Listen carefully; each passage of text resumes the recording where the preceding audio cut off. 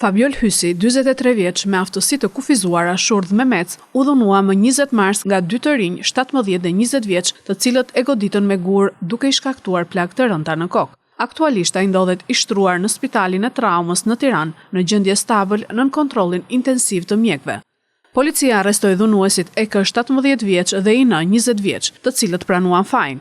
Sipas burimeve nga policia, dy të rinjt thanë se 43 vjeçarin e njihnin më parë. Më 20 mars në mbrëmje janë takuar rastësisht në rrugë dhe 43 vjeçari i ka ofenduar.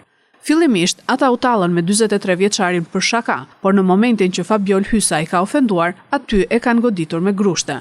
Dyshohet se për shkak të dhunës, 43 vjeçari ka përplasur kokën në një cep muri, gjë që i ka shkaktuar dhe çarjen e rënë në kokë.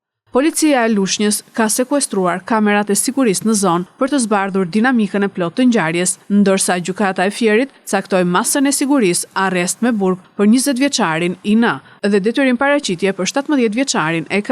43 vjeçari është në gjendje stabël.